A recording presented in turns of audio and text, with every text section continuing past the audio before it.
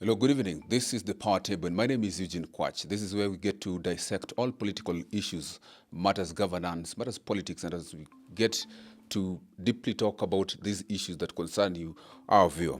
Well, today we are dissecting the powers of Kenya's political arena under President William Ruto's dynamic tenure. Since October 2022, Ruto's leadership has ignited debates and divided opinions, from bold foreign policy moves to domestic dramas that kept a nation on edge. Well, tonight we unpack the enigmatic ties with Sudan's rapid support forces and the contentious Haiti security mission. We'll revisit the echoes of mercy, play that stirred hearts and headlines, and scrutinize the bottom-up economic model, amongst many other issues that we get to talk about on this power table. Well, on the power table is where we bring all the politicians and all players actually who can be able to answer some of the questions that we have. And of course, tonight I have two pundits. And of course, my first guest on is Wesley Jeff Kuria.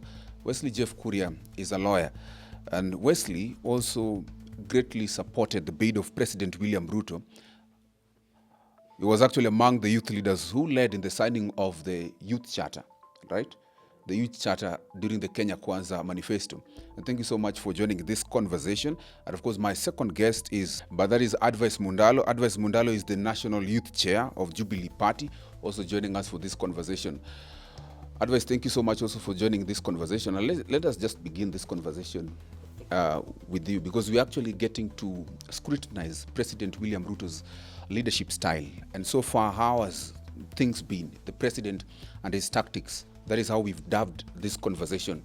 And let me just start with you, because Jubilee was part of the Azimio coalition the other time. I don't know where this stands. Let me just ask you a simple question. Now that we have a lot of issues, you talk about the Gen Z revolution. We heard about it last year, and we've been seeing conversations of how the youth are planning to change the governance. And now that we are having, they say that we have a bad leadership. What do you make of it? Will you vote for President Ruto in 2027? Decisions of the ballot, Eugene. First of all, thank you very much for welcoming me here. I think it's the very first time for me to be on this panel. Now, to answer your question, 2027 is quite some time from now. The president is midway his term, and so I would want to make that decision after I have been able to look at his manifesto and his achievement in 5 years. So making a decision midway would be very unfair on the president and the government, and it would be also too much of jumping ahead of the gun for me as at this time. So I don't think it's a question that I can answer now. It's a question that I need to look at the term wholesomely and make an informed decision, and not an emotional or sentimental decision. The decision needs to come from a place of surety that this is exactly what I think is right for this country. Because, and you rightfully put it on the backdrop of the Gen Z and all that. And I still insist that even though the Gen Z, what they need to understand is that the decision of 2027 must be more about administration, governance, and policy, not emotions. Thank you. Thank you. Mister, when you talk about the Gen Z, and actually the Gen Z's defiance actually is reverberating even as we speak, and even as the Finance Bill 2025 is approaching, they're saying we are waiting to see what is coming. Let me also ask you the same question I asked him. Will you vote for President William Ruto, and why?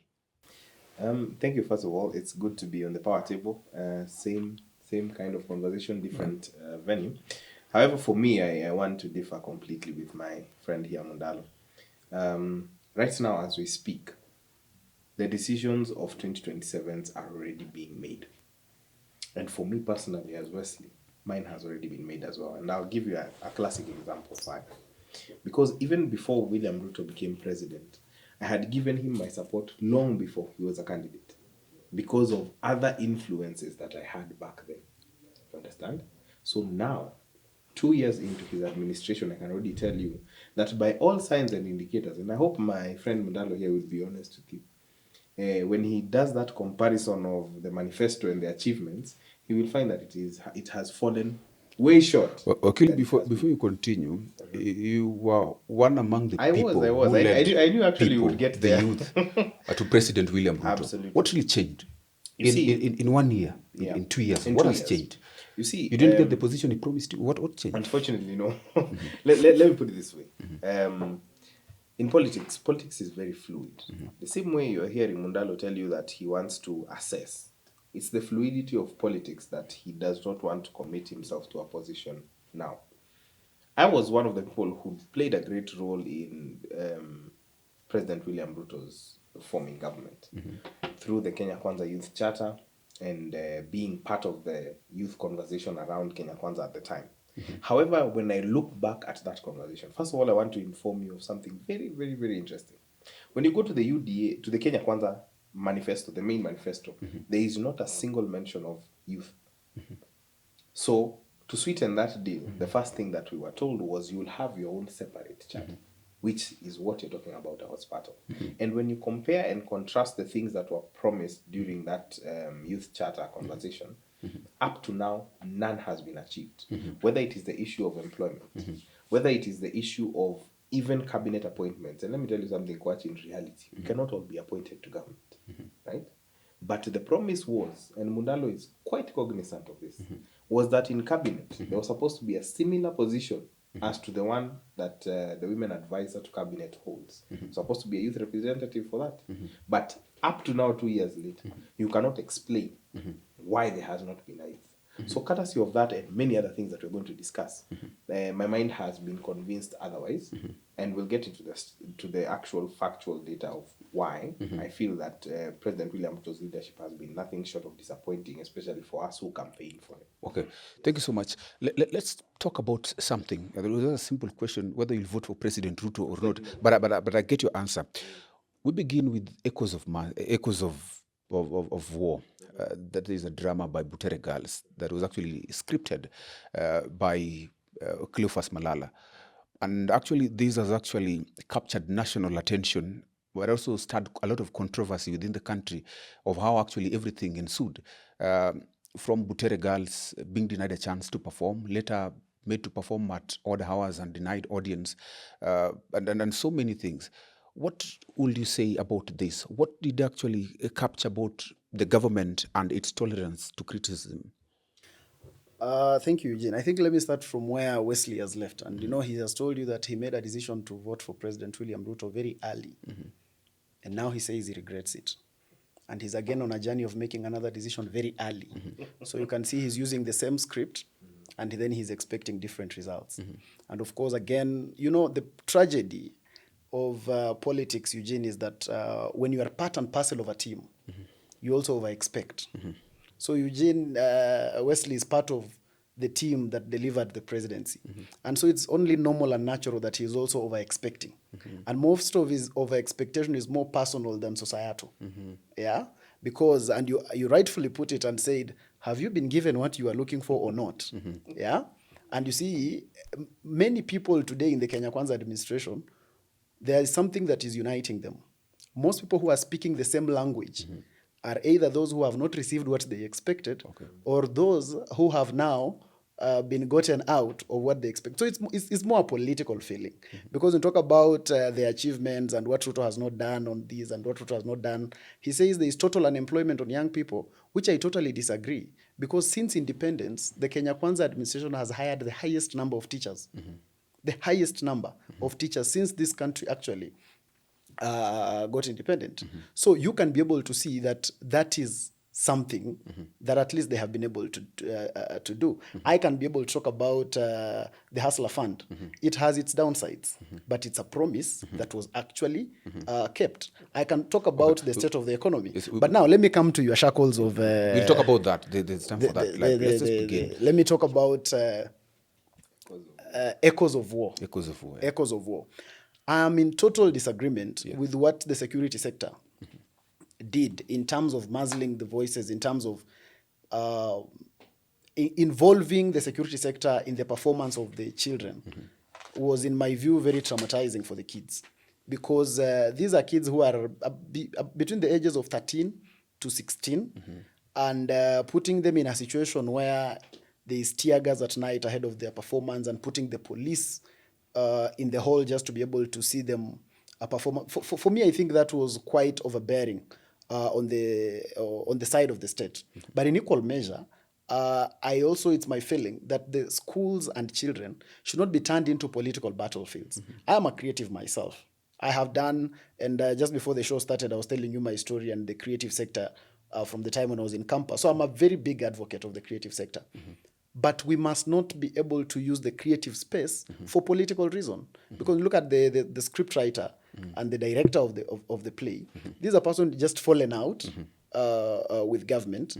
And you look at what this is trying to advance and the drama that was being created around it. In fact, in my view, in as much as many people say that most of the drama around that was created by the state, it actually started by the scriptwriter who started mobilizing people ahead of the performance on social media, people being told to go all the way to Nakuru. So there was self-induced drama around that for political value. And so you find that we are trying to start moving the theater of the politics into institutions. So we now want to use students, because they are innocent creatures, to now play the politics on our behalf. Soon, we will start now having, involving a myriad of way other people. And there has been the argument that, what about the set books? The set books are also approved by government, by the way. And these set books are not given to schools for political value. No, they are given to schools for information, for knowledge, and to build students into better people. So they have to understand how the society actually looks like. That's why we read An Enemy of the People and all that. Yes. An Enemy of the People was not written to solve a political situation in Kenya between political parties. Yes. It was no one's personal entity. You get the difference. So the advancement of that narrative is a bit archaic. It's failure to look at things from a very objective perspective. Because the reality is that we are trying to convert the children into political players. And remember, these children are underage. Okay. And we are trying to radicalize children. It is simply not the right thing to do. We must let the children be children. The children must get their education as they are supposed to get their education, but let us not use them for politics. Who was wrong? Was it the government, the students, the directors, the scriptwriters, or the drama teacher? To me, I think this is going to be a theme this whole time, because I completely disagree with his assessment of things. One thing you need to understand is this is not new. And the government's response is what is new. There was the issue of shackles of doom by the same script writer, speaking about the same things. And as a person who went through the 844 system myself, when we did those set books and those storied plays, they were talking about similarly the same things: bad governance, a leader or a ruler who is completely inaccessible to the people or loses touch with the people. The unfortunate situation that has catalyzed it into national news is that the script writer and the playwright of this particular Echoes of War is a politician that just so happens to have been in government and now is out of government. And the casualty of that is not Cleopas Malala. The casualty of that is the girls who are denied a chance to showcase their talents. And I can tell you for sure the reason why I am solely convinced that this was an unfortunate event is because of the president's response. Was it yesterday when he was at the burial of the personal bodyguard of former Prime Minister Raila Odinga? On Saturday. Yes, on Saturday, thank you. Senator Sifuna said that the people around you are the ones who keep dropping the ball. But the president's response was to say that ukiongea mambo yangu, peleka pole pole. That was a clarification that, in fact, this was I had my hand in it. And it's unfortunate to see, because, unfortunately, Mundalo, one of the ways that we educate children on issues and matters of societal importance is through these plays.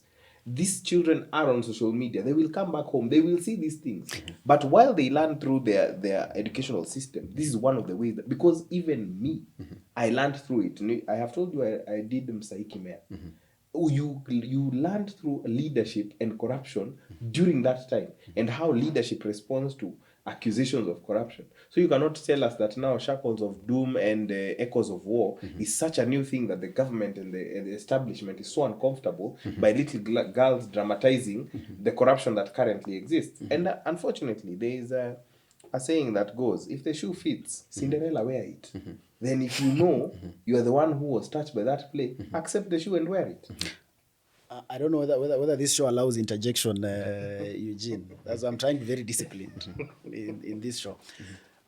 Remember, Eugene, that with my experience in the festival, I have written and directed for the drama festival.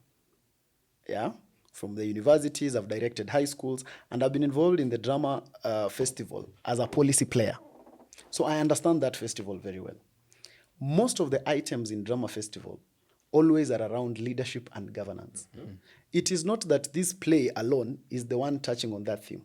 Trust me, if you go to that festival and watch most of those items, they're about leadership and governance. They're about how bad leaders and the tragedy of bad leadership. Despite the fact that actually the theme of this festival was on the use of technology. Yeah, that was the theme. The theme was anchored on technology. But be that as it may, most items in the festival are always about leadership and governance. So the question should be, why is this particular one arising all these interests? Is because this particular one is anchored on politics.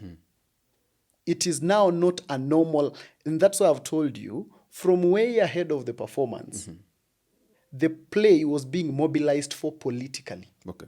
You get? Because the script writer and the director of this play hoped to achieve political value, which, in my view, he did very successfully because he was able to wield media attention, media controversy, be on the papers and be there for all that. Remember, my brother, this is a gentleman who has been Secretary General of the ruling party. Yes. So you cannot be able to say that you've just discovered how bad this system of government is just because you are outside. Yes. It is the same story I've told you when I started, Eugene, that in this administration, everyone who is outside now wants to show us how saintly they are by pointing to the ills inside. Yes. And everyone who is supposed to be out inside, but unfortunately has not been given something, a piece of that government, now knows a lot about integrity. Like my brother Wesley here, because he is outside. Okay. But from where I see it, remember, Eugene, I never voted for President William Ruto. Yeah. I led the Azimio campaign. Yes. So I look at this objectively because I have nothing to gain or lose. Yeah. And that is the difference. That's what I'm saying. It is not about, and I started by saying, I totally disagree with the reaction of the state on this. Because in their struggle to solve the politics, it affected the children. Okay. Because the children here are just pawns in a big political game. Someone is just using the kid. It is the contextual example, Eugene, of when you go to, I know you have some relatives, and sometimes when your relatives, you have visited them and they do not have the wherewithal to ask you for something. They send a child and tell the child, enda ambia uncle, unataka school fees. You cannot blame the child. The child is just a messenger of the message of the parent. So in the event you find that disrespectful, it is not the child who is disrespectful. It is the parent who has actually sent them to do that. So in the whole context of this drama and the play, it is more... But the question was how it is politically correct. How the police dealt with the kids. Because which I have answered. Okay. Actually, that is what I started with and told you. I am in total disagreement with how the police handle the kids. Okay. But it is mostly for now, even for myself, it would be politically correct for me to say that the state was wrong. Because that is what is popular. Okay. But leadership is not about popularity. It's about saying what is actually the right thing. Okay. And the right thing in this context is that we must not use children to solve political scores that are personal. If you want to solve political cause, please just go to the political battleground and do it there. You must not use them. By the way, Eugene, I'm even against the use of kids to recite poems praising politicians. Because you can't write a piece as an adult and structure a child to start praising Wesley because Wesley wants to be a member of parliament. That is still the misuse of children for political gains. It is not just one-sided that I'm looking at just because this was against government. No, for me, it's actually both ways. And it's been my position all through. We cannot be able to use kids because they are underage. Well said. Yeah. Wakili, let me ask you this, because it's not the first time I'm hearing someone say that people who are now fighting the government so bad are people who have not gotten what they really wanted. No. And you're a person They're who jilted lovers. Yes, jilted lovers, he says. You're a person who was at the forefront. I was seeing you, the President Ruto, actually, signing the youth charter.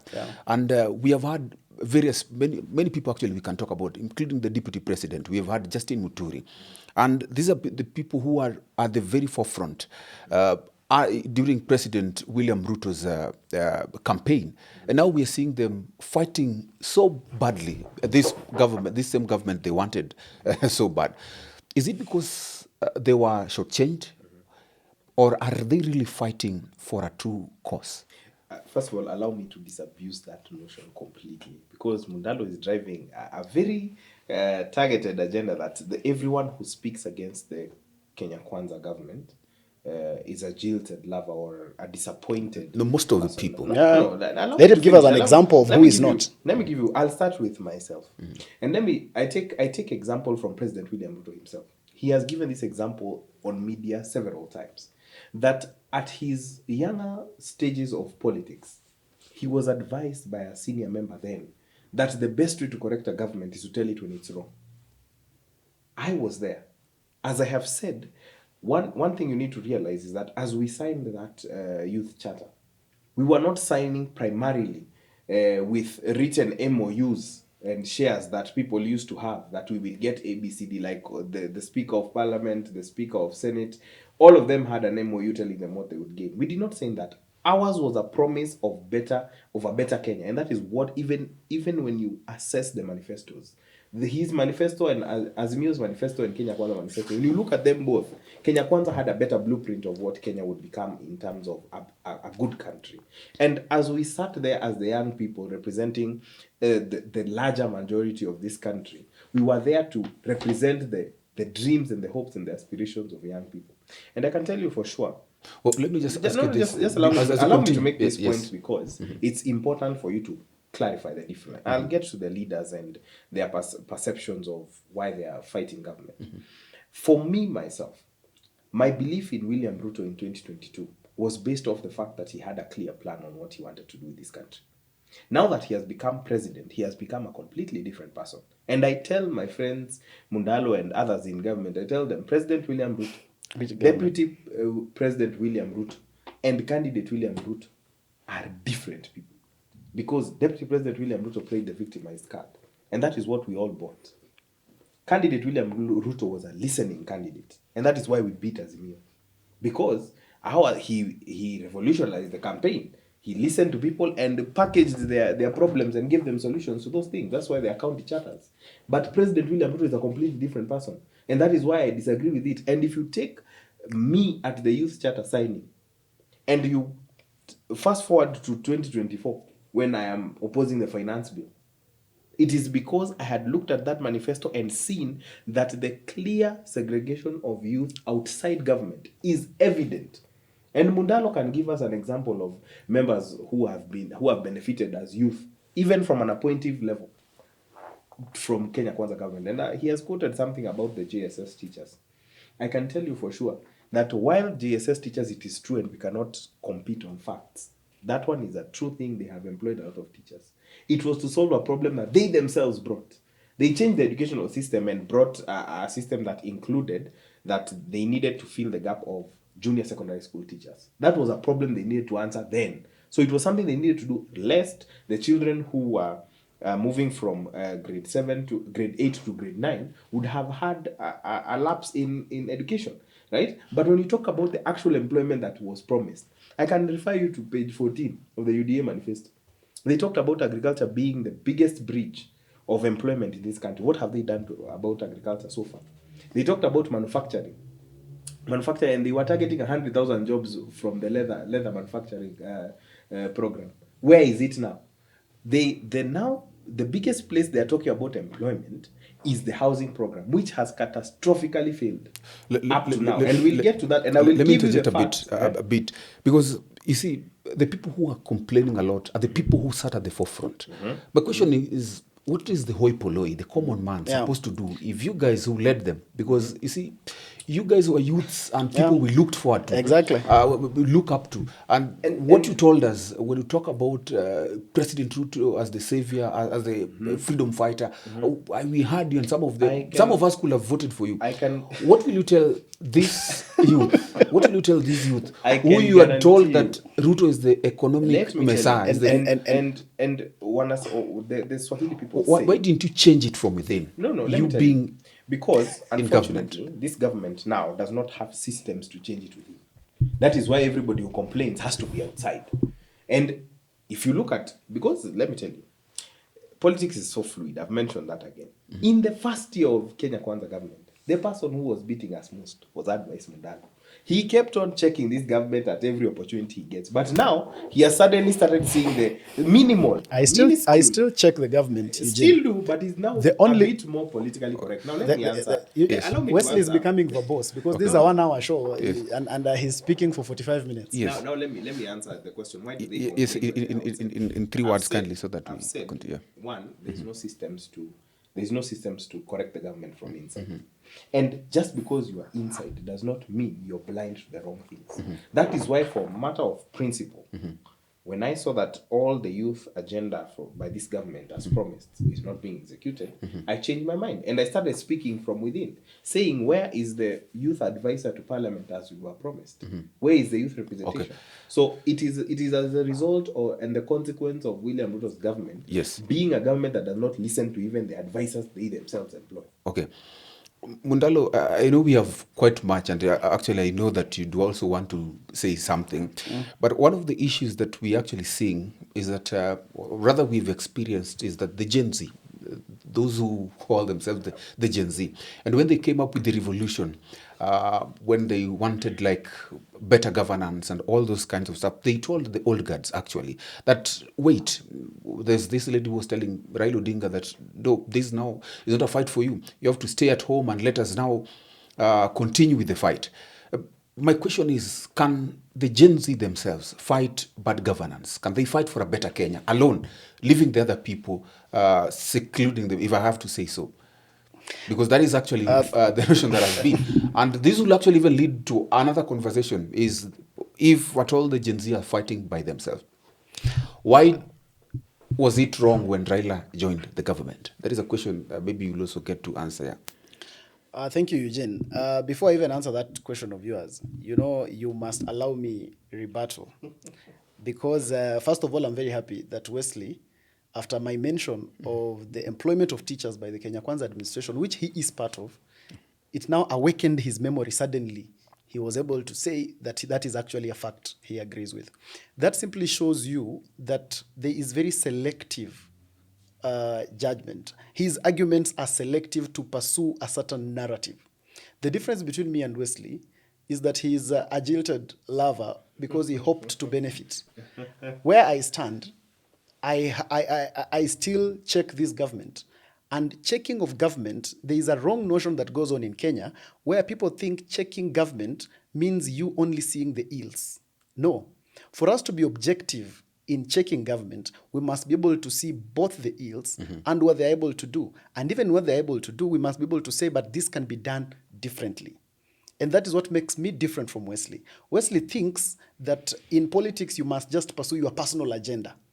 And when you are hurt because you are not given a job by that administration, so nothing about it is good. And so that's why you will say there is no youth in this government. Okay. Fikirini Jacobs has been appointed last week as PS. The gentleman is 29 years. This government belongs to one president. You get? So those are some of the things that we can be able to see. And it is very wrong. And for me, a peddling of a lie. When Wesley says that they cannot check this government from inside because this government does not listen. I have served President Uhuru Kenyatta, the former president, is the one who appointed me to the Jubilee party at the time. And I can do a comparison and I can be able to tell you, in terms of what we can see as the public, I don't think there is a president who has ever existed in Kenya who listens more than President Ruto. Why? Because in every region he goes, the first thing he does is to host the leaders. Every region he goes, he hosts both the leaders and the media, all of them. So when people present their issue, and he also walks around with them. Yeah, we've seen those fireplace conversations. Me and you are not there. Probably Wesley would have an advantage to be there because does working with the leaders mean that he listens to the people? That's what I've said, optical value. Because when we look at from the outside, when we are outside, me and you, Eugyne, cannot know what happens inside there. But if people are able to see me and Eugyne on a photo, it is more likely for them to judge that we are actually having a conversation. I can't be with you then tomorrow, complain that you don't listen. And after 2 months, again, I'm seen with you. After another 3 days, again, I'm seen with you. One of us will not be lying. Because if at all I am not listening completely, then you would avoid me. We wouldn't be seen together. This president has actually been seen discussing with these people every other time. Yes. And what you do with objective politics when he says about we don't believe in this and don't believe in that, objective politics is that when you don't believe in something, for instance, during the immediately after the election, I was part of Azimio, the Jubilee party was part of the Azimio, and my point of divergence with Azimio was when we said that we have to take the people to the streets. And I kept asking, what is our end game? What do we hope to achieve? Because my argument was that it is the young people who are going to die on the streets. When we could not agree with Azimio at the time, I was able to push this agenda through the National Executive Committee of the party. And the Jubilee Party became the first political party to exit the Azimio coalition. He, Wesley, sits in the National Executive Committee of TSP. Same thing I do in Jubilee. Let him tell you, is TSP still part of Azimio? Yes, they are. Part of Kenya Kwanza? Yes, they are. So you can't sit on a podcast and want to sound like the angel's brother, but inside the party, they are still part and parcel of Kenya Kwanza. Where has objective politics gone to? Why haven't they been able to lead an exit from within if they really do not believe in it? Because political parties that up to today, the only political party that has exercised objective politics is the Jubilee Party. Because when we did not agree with Azimio, we left Azimio. Did we leave Azimio and join Kenya Kwanza? No. The Jubilee Party left Azimio and became an independent political party. And that is why today I can be able to speak objectively from both sides, because I can tell you there are things I do not agree with totally with President William Ruto. For instance, I agree a bit there with Wesley that the unemployment crisis on young people is still very high. Yes. It is still very high. But I will not argue from a narrative. What Wesley is doing is called narrative spinning. It's not argument, it's narrative spinning because it lacks objectivity. But what I'm talking to you about are objective arguments that I can be able to verify and prove and show you that we did this because we did not believe in this. Now, you asked me a question about the Gen Z. Can they fight it alone? It is not possible to fight alone because when you are talking about a revolution and a change of administration in a country, then you need everybody. The moment we start segmenting this country into Gen Z, Millennial, Gen X, and whatever, then we lose the plot. Because all the people in Kenya face similar challenges. They face the similar problems. So when you want to win over a country, you do not start by, first of all, segmenting it. You start by selling your agenda, and the whole country needs to see that you are a better alternative. What the Gen Z needs to do is the Gen Z need to come up with an agenda that will relate to every Kenyan. So that when they are coming up and let's say, for instance, there is a candidate for president who is a Gen Z, he must not be looked at with the lens of being a Gen Z. The moment you are a candidate who is looked at from the lens of being a Gen Z, then there is nothing, there is no match. Because you must be looked at by as an objective candidate by all Kenyans. And that way, you can actually tilt the narrative. Allow me to answer that question. Just a bit. You see, the Gen Z, I'll go straight before I respond to Mundalo or anything else. Let me answer that question. You see, the Gen Z, I also agree with him partially that you cannot fight that fight alone. You cannot be seen to be the owner of a revolution that is meant to make nationwide change. While I agree with that, every generation has its own wars to fight, right? The millennial generation had their own wars to fight. The generation that fought for political party, multi-party democracy is different from the generation right now that is fighting for good governance. Like, let's have transparency, accountability, and generally, let's talk about corruption on a more louder scale. You see, what I disagree with Mundalo about on the issue of Gen Z is the notion that Gen Z do not have an agenda. Unfortunately, we do. I didn't say that. You mentioned that, and they will play you a clip where you said they need to come up with an agenda. Yes, I say they need to come up with an agenda. To imply that there is no agenda in the first place. Because as we speak now, even during at the height of Gen Z revolution, their question was not about was not about appointments, who is going to be in government, who is not going to be in government. They were talking about you who are in government, you who have a privilege to serve Kenyans now, deliver for us accountability, transparency, and good governance. It is as simple as that. You do not need rocket science or a messiah from heaven to come and execute government in a transparent way. And this is the thing that I need to advise Mundalo on the matter that he keeps mentioning. When we fought for the Kenya Kwanza government, we believed we had a better agenda than Azimio, right? And we could not all be appointed into government. So let us do away with the notion of thinking that because you did not get a job from this government, it is suddenly the highest crime in Rome. However, Eugyne, you should ask Wesley, does he want a job? That is actually what I was to ask you. Let me tell you. Do you want a job in government? In this government, absolutely. No, like, on a matter of principle, do you want a job in government? Not. If you asked me that question 2 years ago, it would be a different story. But now it's a different case. And so that I let you make the point you want to make. Yes. What I intended to do when we campaigned for William Ruto was to make sure that the youth perspective was heard in government. And I remember, even in secret conversations with Mundalo, we used to talk about these things, that regardless of the side that we are in, let the youth agenda be furthered. And when that was not achieved, and it is clear for everyone to see, we disagreed on that perspective. And the last thing I want to mention on this whole hula baloo about not being given something in government is, when we talk about the unemployment crisis, and we say that 70% of youth right now in this country are unemployed, the question is, if Wesley today is given a job anywhere, even away from government, even in the private sector, have I carried with me the 75% of this country? So that you say that you lean your argument on, if I get a job, I am suddenly quiet. Unfortunately, having a job does not erase the unfortunate circumstances of the June 25th revolution of the Gen Zs, that we lost 69 people. I cannot reconcile and sit in a government office and say that now I am happy because I have a job. Yet people, even today, up in spite of the president's commitment to give justice to those people, is not there. Okay. Wow. Quite interesting. But just in 2 words, if the Gen Z wanted to fight it alone, and as you say that every generation has their own war to fight, why did they complain when Raila joined the government? You see, the issue of Raila is a different. It's slightly a complex issue, right? Because when, as you've mentioned, that lady said, Baba kaa nyumbani, usikuje. It is because that is exactly what I've told you. We have our own wars to fight.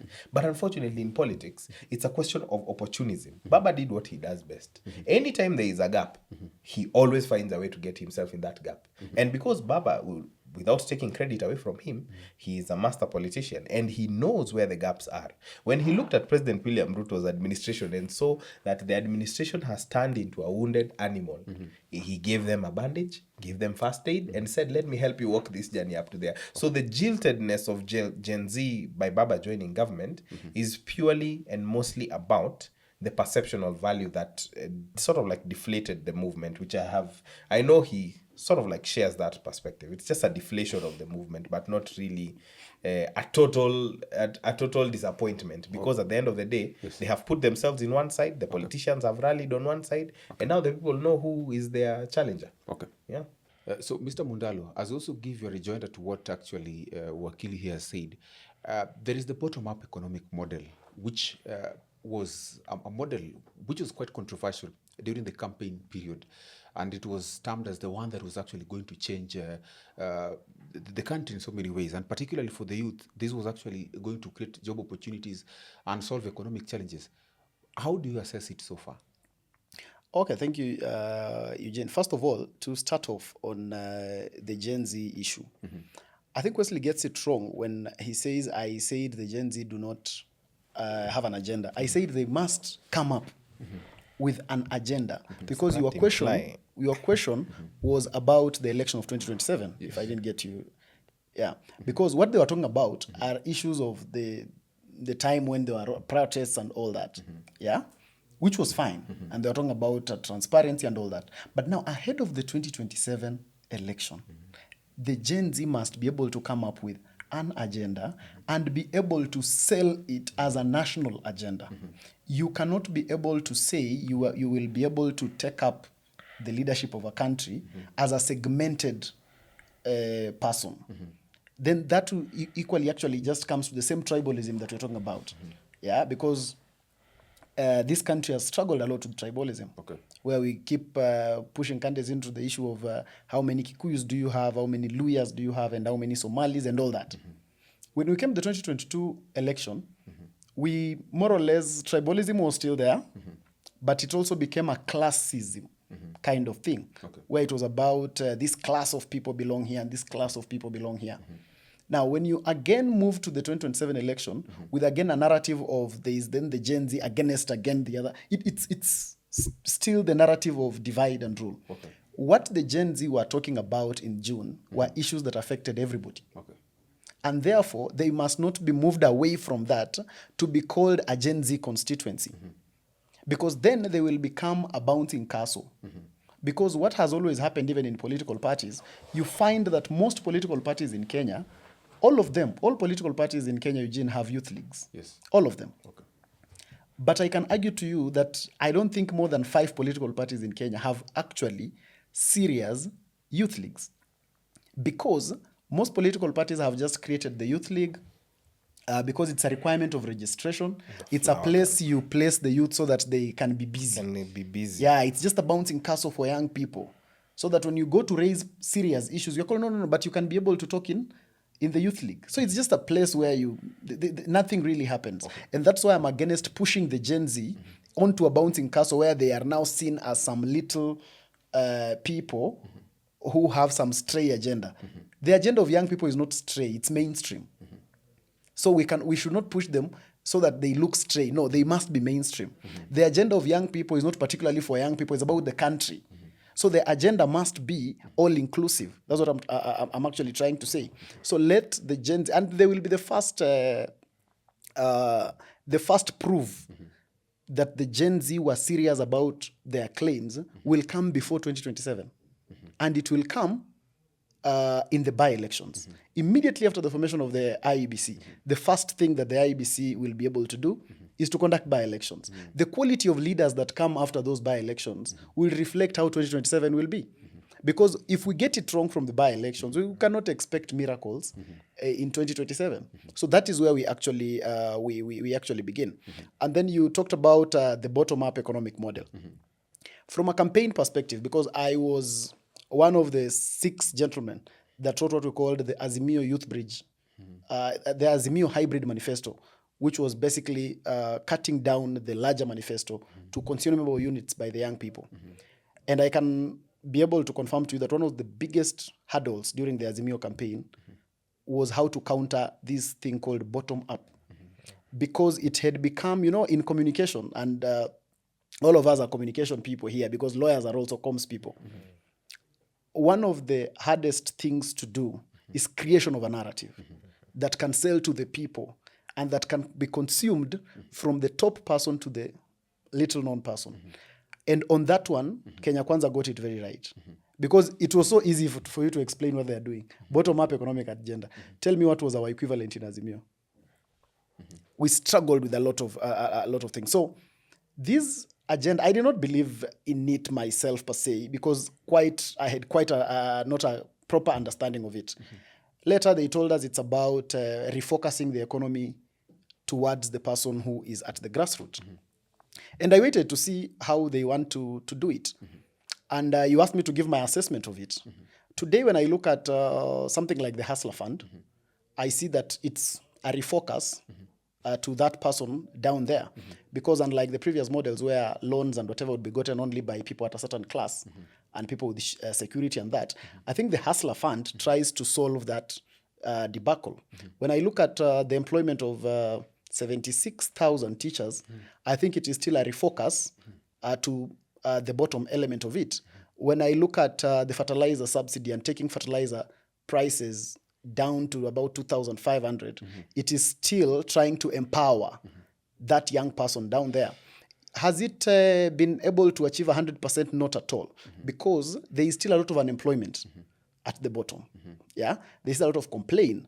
When I move around the country, most people are still complaining about the state of the economy. There is no money in the pockets of the people, despite the fact that there has actually been a struggle to try and mitigate measures to ensure that there is stability in the economy. The dollar has moved from 164 to 129. That's a good thing. But there is no money in the pockets of Mwananchi. That simply tells you that the movement, there is no movement of money. And I tend to think that one of the things that Kenya Kwanza is getting wrong is about pending bills. Because once you solve the question of pending bills, you now put money in the economy. Okay. Because the people who have debts with this government are not just in their individual capacity. For instance, when you have, and here that we are is SPM bars. If you have a debt with SPM bars and don't pay them, then they don't pay workers. When they don't pay workers, then the workers don't take children to school. Yeah, and when you don't pay workers, the mama mboga outside Eugene's house does not get that money. So I think they need to solve their problem in terms of the pending bills as well. Yes, I understand they are also saying some of the pending bills are actually fake, but that needs to be done in haste because it's over 2 years now. Solve the pending bill problem so that money now flows in the economy. So I would be able to, in my assessment 2 years later, I've been able to quote about 3 things that I feel really speak to their bottom-up economic model. But I also have a big problem with the issue of pending bills. Okay. Because once that is not done, that is the why. Okay. You go down to the people and there's still no money. Okay. Thank you so much, Wakili. The bottom-up economic approach, because it's something actually that you defended vehemently. Yeah, vehemently. When you assess what you thought it was and where it is right now in terms of creating opportunities for the youth and the economy, what will you say? You see, Kwach, I like the fact that you're trying to box me back where I was 2 years ago. But I have made it clear that my perception have changed. But because you've asked a question, I will answer. But first, allow me to just do a brief mention of what I meant and clarify about the Gen Z. The whole Gen Z issue, as I said, each generation has its own fight to fight, right? While I agree with Mundalo that they cannot do it alone. You cannot take a national issue and just focus it on a Gen Z issue. However, they have led the charge. The example is there. The baseline of what they expect from what they want to see in a new Kenya is already there. And as he's rightly put it, the by-elections are going to tell a lot. If then, after IBC is formed, and they don't come out and prove a point, then the politicians will retract into this cocoon that they already are in of saying that in spite of the fact that we know you guys will not take IDs and not vote, we know even if you do have your IDs, voting is a chore for you guys, will not come out to vote. So it is a test and it's a personal responsibility that even the young people who have so vehemently advocated for a better Kenya need to take up. Now, onto the bottom-up economic agenda. You see, out of 164 promises, he's only mentioning 3. What does that tell you about the success of the bottom-up agenda? Because you see, one of the things... It's a podcast. And it's fine. It's fine. Even if I were to give you another whole 1 hour, you would struggle to give me 10. Remember, it's their agenda mentioned. Yes, it's not our agenda. But he does not know of any of their own agenda. No, actually, he only agreed with me on teachers because then he got reminded. Now, let me say it. Yeah, I am aware of the whole teachers issue is not a reminder as he's saying. I was well aware of the teachers issue. In fact, as a result, because I'm an education enthusiast, it was one of the things that I thought would bridge the gap between the problem that was created when an educational system was introduced, right? But when it comes to the larger bottom-up economic transformation agenda, it had very different ambits. There was agriculture, there was manufacturing, there was the issue of job creation, right? And now the whole bottom-up agenda has been reduced into the affordable housing plan, which even in itself, even if you were to ignore all the other things, as I've mentioned, agriculture, manufacturing, all those things, even if you were to remove all those things and just focus on the affordable housing project, it has catastrophically failed in its creation of jobs. Because in the first 1 year, they were supposed to create 126,000 jobs directly, right? However, this has not happened. As at now, 4,300 jobs were the only ones that were created by 2023. So some jobs have been created, eh?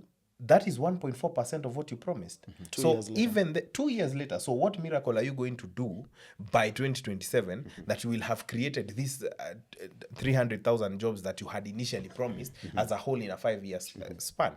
And even if you look at the affordable housing project, it has so many questions. And when you talk about the bottom-up economic transformational agenda, we called it, the better plan, it was meant to wholesomely improve the life of Mwananchi. When you come from, whether it's affording food, whether it's cost of living, when it comes to housing, dignified housing, then you come to job opportunities. It was supposed to be an all-round plan. But now that plan has centered on one thing, which is the affordable housing plan. And that's why I'm telling you, up to now, the only thing that this government can talk about is the teachers. And I've told you, even the teachers being hired is as a result of changing a system. Similarly to what is happening in healthcare. When you change a system, you have to answer now the question of the problem you have created. And that is what exactly has happened. So in my assessment, when I look at the midterm of the better plan, it has completely fell short of what it had promised people. And these are part of the reasons why you see some of us disagreeing and disassociating ourselves with what we thought was supposed to be a good plan. And let me remind you, even himself, in his own coalition, when you are campaigning for the principle, you campaign for the principle on hope. Whether or not you had a plan or not, that principle himself, there is no way of you holding them accountable to what they are going to do. Because even now, and let me give you an example, even now what is happening in Kenya Kwanza, the people who are facing it rough is holding the principle accountable because the buck stops with them.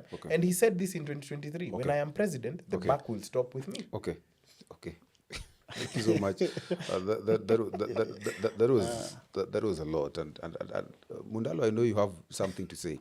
Of course he does. Of course Mundalo does have something to say. Because you see, Eugyne, it will be misleading to the audience to tell the audience that you only elect leaders on hope. Yeah, but is it a politician's because then business is selling hope? But that cannot be the business why the public elects leaders. Because then you'll be trying to say all leaders are actually the same. Just choose your gamble. That's what you're trying to tell the public. Leaders, there's a reason I supported Raila Odinga, and I would still prove to you today why I thought he would be a better leader than President William Ruto. Unfortunately, we didn't get the chance. I cannot be able to go out to those young people in Murang'a, in Bungoma, in Kisii, after my support and now tell them that, sorry guys, I was just gambling. No, it can't be that. Because we must be able to have a reason why we support people. Because all these leaders that we had on the ballot in 2022, they did not drop from Mars. They have been here. William Ruto was a deputy president. He was minister. He's been member of parliament. Equal to Raila Odinga. So we, first of all, before you entrust somebody with the next move, you must be able to look at what has he been able to do now. What is the track record? Then from that track record, I can be able to say, I can be able, this can be the reason why I think he would make a better leader. You can't be able to tell people that just be hopeful, guys. Just be hopeful. It might just work. I think today, when Eugyne, when you ask me today that there is some big multinational media house that wants to hire a camera person like my brothers here, or wants to hire a host like yourself, and I'm told, who do you think you can recommend? I can't gamble.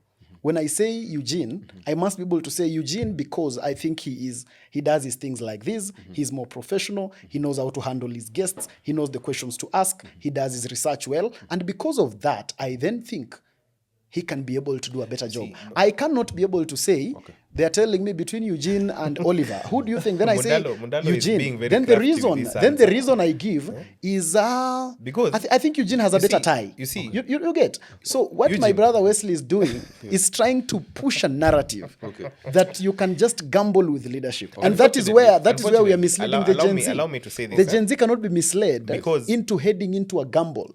The Gen Z must analyze. They must be able to. And I say one of the qualities of a good leader is predictable. Yes. You must be able to predict. If you can't predict a leader, then that is not a leader. See what Mundalo is doing. So Wesley gambled. You see, Mundalo is being very crafty, and he's also trying to misquote what I've said. I've said that when you elect a leader, for whatever reason you do, you hold them in hope and trust that they execute what you have agreed.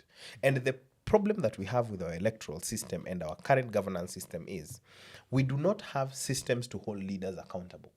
I can tell you for sure. We do. Let me tell you. You see, Eugene, this is what I'm saying. We have a lot of misleading of the public. Suski, the difference between William Ruto and Raila Odinga was 200,000 votes. He could have easily been the president. Yeah. And I am sure that if he was president today, Mundalo would have been having a hard time explaining why Raila Odinga is not doing... Another hope. No. You see, he's again hoping that when he would have become, tell you for sure, I would have had a difficult time. No, it's because... hope is not a strategy in life. Okay. No, this thing, unfortunately, what Mundalo is not willing hope to is accept not a strategy. is that right now, our politics, our system of governance is pegged on individuals, and those individuals call the final shot. Even now in parties like ODM and even Jubilee himself, and he has not even told us all those achievements he's told us of Jubilee. He has not told us if it is Jubilee A or Jubilee B, because there are two Jubilees speaking from two different sides. It is, and you see, by that virtue of that point that their party itself is fractured, is to tell you that he goes where his interests are most catered for, and you cannot influence what the prime or the principal person does once they get to power, because their interest starts to take precedence. And the problem we're facing right now is that William Ruto has turned into a position where he does what he wants and not what he promised people to do. And I have quoted for you facts and figures from the UDA manifesto, from the Kenya Kwanza Youth Charter. I have told you, out of a possible certain number of jobs, they've only achieved 1.4%. Is that a failure or not? It is purely a failure. There is no question about what that can be done. Yes. What are we going to do to hold William Ruto accountable when he has reduced the whole better plan into the affordable housing project? Yes. What do you do then? Well, I think I'll have... Eugyne, you must not allow the public to be misled. Yes. That the country has no modus operandi of how to check government. Okay. Because this country has institutions. Members of parliament can be recalled. You get even during the Gen Z crisis. In fact, and the mongrel of government that is now that is the reason they can be recalled, because the recalling of members of parliament is not an executive function. You see, the problem now I think Wesley is suffering from little knowledge, because when you are a member of parliament, you're not recalled by the executive. That's why he's saying members of parliament cannot be recalled because they are with the executive. It is the people. Who do you and number two, I was responding to his point of checking the government. I think he made his point. Okay. We have an EACC in this country. So you cannot be able to make the people feel very hopeless. Yes. That there's nothing that they can do. Then he should name one person who has been judged by EACC. We have Waititu, who is now incarcerated. One. So you said one. You see, the problem is when your points are very limited, the moment you're checked, you move into trivialities. For instance, it is the same case, Eugyne, of when you can be having a governance conversation, and when it's not going your way, or you're talking about societal marriages. Yes. When the person who is not married is winning the conversation, you accuse them of not being married so that you win. That is exactly what he has done with trying to say Jubilee has issues. Yes. It was not the subject of conversation on this podcast. Let's continue the conversation. And actually, because of time, I will just ask you one question. Yeah. And that is maybe you should also tell us how long to answer it. Yes, of course. And that is on the tribal rhetoric. Because we are talking about a revolution. We are talking about Gen Z wanting change. And you've talked about accountability. You've talked about transparency. These are some of the things Gen Z are seeking. And everyone else is seeking from the government. But as we continue to seek this, and as we are getting up towards 2027, we say that there are going to be an awakening of even how the voters will vote. But Kenya has been known to vote tribally. We have known Raila to have certain people. He has the Luos with him, the Coast with him, and this and that. Actually, that has been the trend. How people vote, the voting pattern. We've always had also this other side, and they vote this way and that way.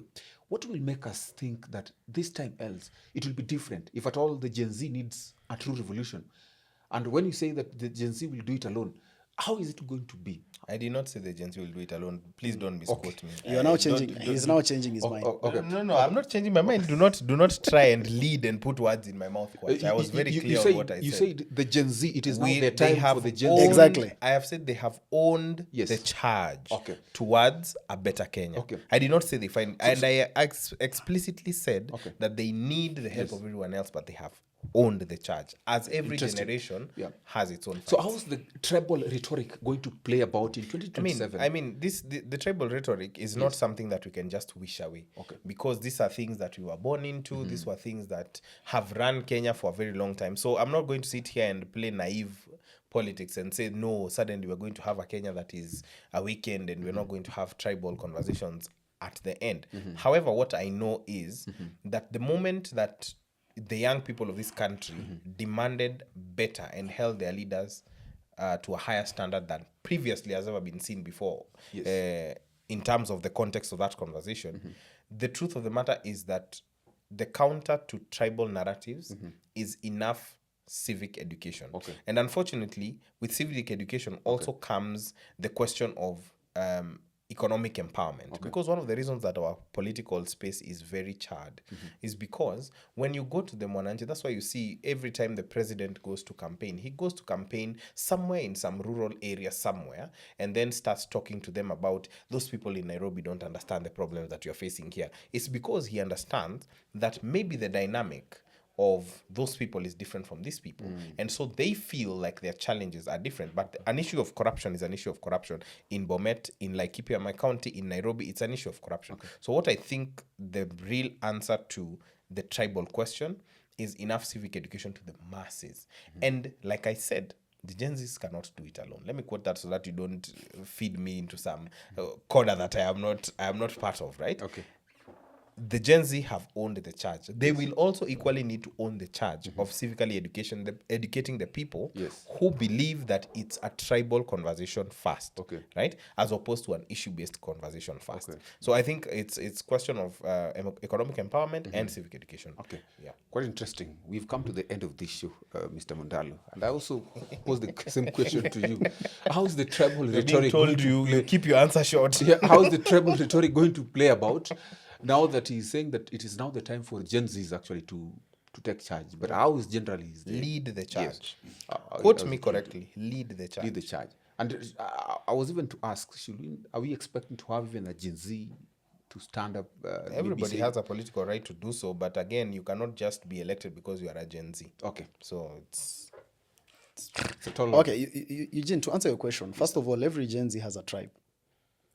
And the whipping of our politics from a tribal angle is because towards the election, the easiest card to use is to use the tribe.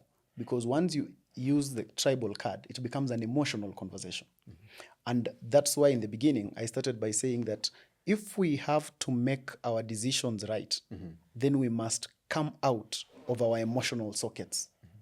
Because that is what the normal politician will always do. He will whip us back into our emotional sockets, and once we get back, they will become extremely tribal. And once we go back to being tribal, then there is no constituency of people called Gen Zs. Because those Gen Zs will have now turned into Kikuyus, Luos, and all that as it is. And that's why the most difficult thing and the most objective thing for us to be able to do is to move away from our emotional sockets and come to an objective table of reason. The moment we become objective, then we are more likely to make an objective decision. But when we become emotional, like the people who have been kicked out of government and therefore they are emotional and everything they tell you is now emotional, you get it wrong. Because then that means you start seeing people from different lenses and you actually forget the reality. And that's why today you move around most of the people from Mount Kenya and suddenly the former deputy president is a saint, is a very good man. Why? Because he left government, because he was kicked out of government. Suddenly, JB Muturi is now very popular. Reason? Because he's now out of government. This is the same JB Muturi who has been Attorney General, he has been CS, he has been Speaker of the National Assembly. But because we are moving an emotional narrative, and that's why you realize I'm totally against emotional thoughts and emotional thinking. Because when you become emotional, you become a spin master. Yes. And that's why you can be a person who supported the formation of government, but 2 years later, you can sit here and tell us that they have done totally nothing. Of course, even a madman on the street knows, no matter how bad a government is, there is always at least one thing it has done. Thank you, Mr. But because you have now become emotional, and you have now become a spin master, you'll be able to say that. And unfortunately, emotions sell in our country. That is the most unfortunate bit. And with the conclusion that emotions sell in our country, you know how my thought about the 2027 election. Thank you so much, Mr. Mundalo Advice, for joining this conversation. Mr. Mundalo Advice is the national chairman for the Youth League, if I'm not wrong, right? And of course, we also have Wakili, who is also a youth leader of TSP, which is still in Kenya Kwanza. Family. Family. And of course, Wakili, it's always nice having you around, getting to have these conversations, bold conversations about our country. We should do around two. I feel like there's still some unanswered. The finance bill will be coming, and I'll call you again. Maybe we'll be able to dissect the political bits and what's next for our country.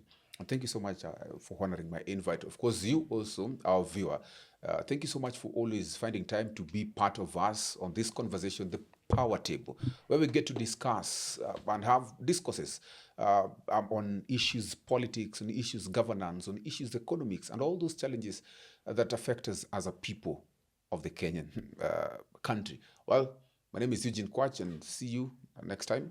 It has been nice.